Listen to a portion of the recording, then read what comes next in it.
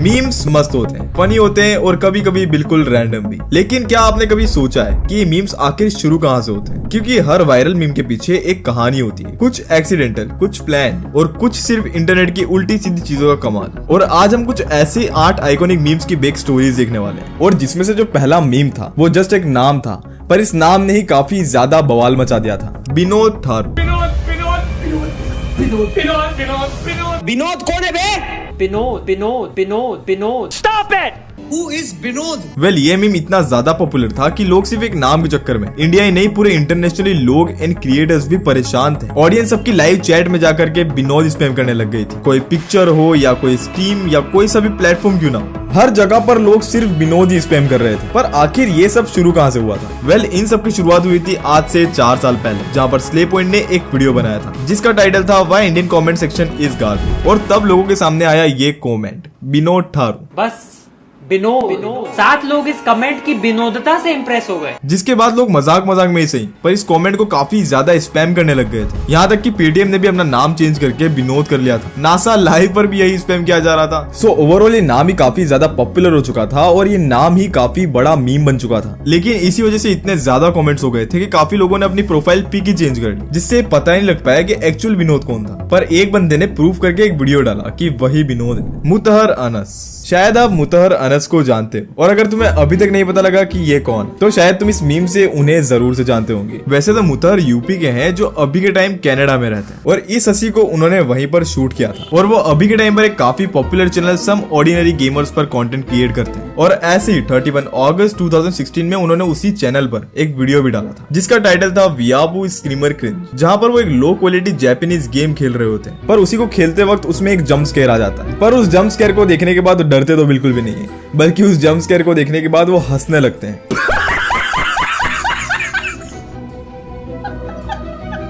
उस वीडियो को लोगों ने देखा हो या फिर नहीं, पर उस वीडियो को आज के टाइम पर 8 साल से भी ज्यादा हो चुके हैं, और आज के टाइम पर उस पर 3.2 मिलियन से भी ज्यादा व्यूज। पर ये कभी भी एक मीम नहीं बनता अगर बिग फ्लोपा जो एक मीम पेज यूजर है वो अपने इंस्टा पर इस लाफ को यूज नहीं करता। उस पोस्ट पर 88,100 व्यूज आए और यहाँ तक कि 10,700 लाइक्स आए, और वो काफी ज्यादा वायरल हो गए, और जिस कारण मुतहर भी वायरल हो गए। और फिर उसके बाद उन्होंने खुद भी उसके ऊपर रिएक्ट किया और एक वीडियो पोस्ट किया, I have the best laugh on TikTok. और साथ में आज भी ये मीम काफी ज्यादा पॉपुलर है, और साथ में मुतहर भी अपने चैनल पर काफी एक्टिवली कंटेंट बनाते हैं और साथ में लोगों को एंटरटेन करते हैं। Disaster girl. वेल इस लड़की का मीम तुम सभी लोगों ने जरूर से देखा होगा, जिसका एक्चुअल नाम है जोई रोज। और इस मीम की शुरुआत हुई थी 2005 में, जब जोई 5 साल की थी। उनके घर से 2 ब्लॉक दूर घर में आग लगी हुई थी, जिसको देखने के लिए जोई के साथ उसकी पूरी फैमिली वहां पर पहुंच गई, वो भी अपने एक नए कैमरा के साथ। पर वहां जाकर के उन्हें पता लगता है कि वो आग सिर्फ फायर फाइटिंग टेस्ट के लिए लगाई गई थी। और फिर होता क्या है, सब लोग चिल हो जाते हैं और उसी मोमेंट्स को कैप्चर करने लग गए, जहाँ पर जोई के पापा ने उसकी फोटो कैप्चर करने के लिए उसे स्माइल करने को बोला, और फिर ये मीम बन गई। पर इस मीम को वायरल होने में 3 साल लगे। 2008 में जेपीजी मैगजीन में छपने के बाद जोई वायरल हुई। लोग उसके इमेज को अलग अलग तरीके से यूज करने लग गए, कोई भी गलत इवेंट के साथ उसके इमेज को यूज किया जाने लगा। लेकिन उस समय के बाद आज जोई कुछ ऐसी दिखती है, जहाँ वो नॉर्थ कैरोलिना के एक रेस्टोरेंट में काम करती है, और यहाँ तक कि उसे बहुत सारी अपॉर्चुनिटीज भी मिलती है कई सारे इवेंट्स में जाने के लिए।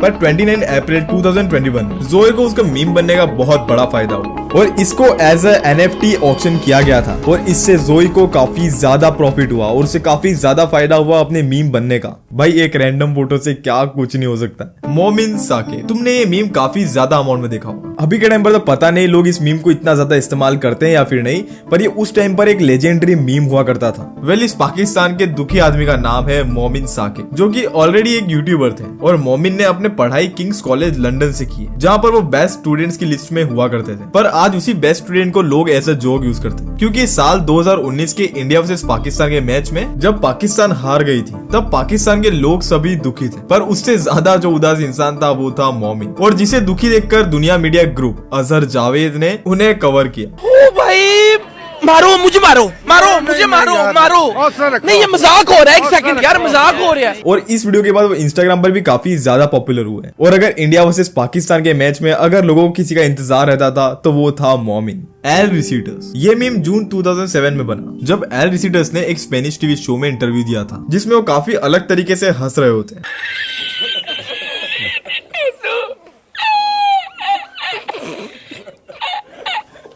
और उस इंटरव्यू में उनका अलग तरीके से हंसना लोगों को इतना पसंद आया कि सिर्फ उस इंटरव्यू के 5 दिनों के बाद उसकी एक क्लिप किसी ने कट करके अपने चैनल पर अपलोड कर दी और जो सीधा वायरल हो गई। सितंबर 2020 में एल रिसीडर्स को डायबिटीज की वजह से हॉस्पिटल में एडमिट करना पड़ा, जिसमें उनका लेफ्ट लेग एम्प्यूटेट कर दिया गया, मतलब कि उनके लेफ्ट लेग को काट दिया गया। और इसी अनफॉर्चुनेट सिचुएशन में एक फ्रेंच वीडियो फोरम ने 14,000 यूरोज रेज की ताकि एल रिसीडर्स एक इलेक्ट्रिक स्कूटर और व्हील चेयर ले सके। लेकिन सिर्फ 6 महीने बाद उनकी तबियत फिर से बिगड़ने लगी और 28 अप्रैल 2021 को एल रिसीडर्स का इलनेस रिलेटेड कॉम्प्लिकेशंस की वजह से देहांत हो गया। पर उनका इंटरनेट पर छोड़ा गया लेगेसी हमेशा जिंदा रहेगा। वो मोमेंट, हर जोक या कोई भी पंच लाइन के बाद इस मीम का यूज तो किया जाता ही है, पर ये मीम निकल कर आया था एक वीडियो जो कि 25 मई 2011 में यूट्यूब पर अपलोड किया गया था, जिसमें क्रिएटर मिस्टर डिशॉन रो एके सुपर हॉट फायर ने द रैप बैटल नाम से एक वीडियो पोस्ट किया था। वैसे तो एक्चुअल में रैप बैटल ही थी, पर इसमें सिर्फ 3-4 पंच लाइन्स मारी गई थी। डिशॉन रो अपने राइवल को अपने एक्स के नंबर देने की बात करता है, फिर उसने अपने राइवल को एक नोट देता है और उसके बाद वो ये बोलता है, साइक That's the wrong number.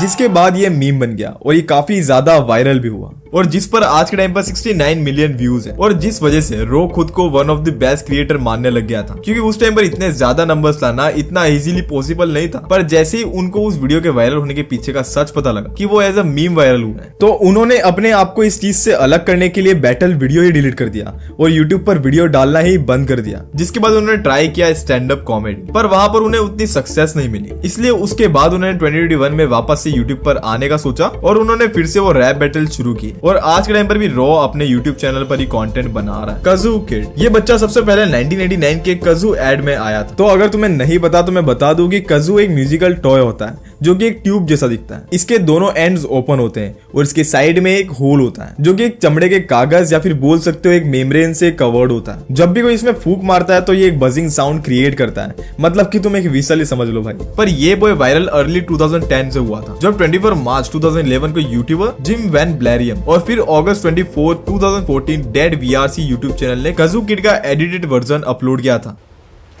Wait a minute. Who are you?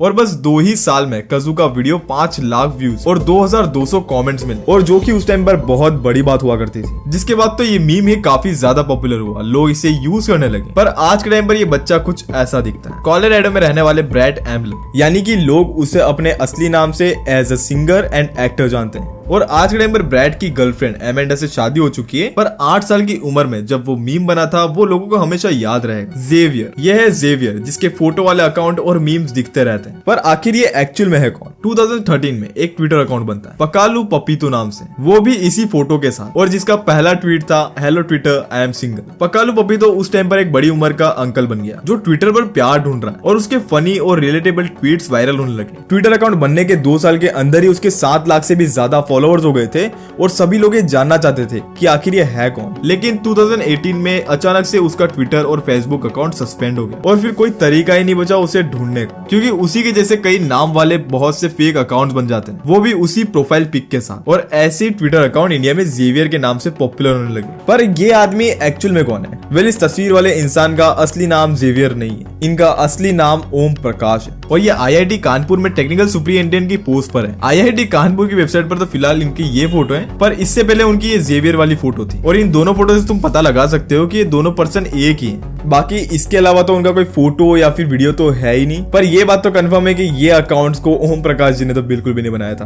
बाकी ये वीडियो यहीं तक थी, और ऐसे कौन से लेजेंडरी मीम्स है जिनकी रियल बैक स्टोरीज किसी को नहीं पता है, और अगर उनकी रियल बैक स्टोरीज लोगों को पता भी है देन वो मीम्स आज के टाइम पर कहां पर है? ऐसे मीम्स के नाम मुझे कमेंट सेक्शन में बताओ। बाकी तुम मुझे इंस्टाग्राम पर आकर फॉलो कर सकते हो, ठीक है? वहां पर मुझे 10,000 फॉलोअर्स करने, भाई मैं ऐसे ही बोल रहा हूँ, ठीक है? लेकिन तुम जाकर के फॉलो कर लो। बाकी मैं मिलता हूँ तुमसे कोई नेक्स्ट वीडियो में, तब तक के लिए तुम्हें स्क्रीन के ऊपर 2 वीडियो दिख रहे होंगे, उन्हें जाकर के वॉच कर सकते हो।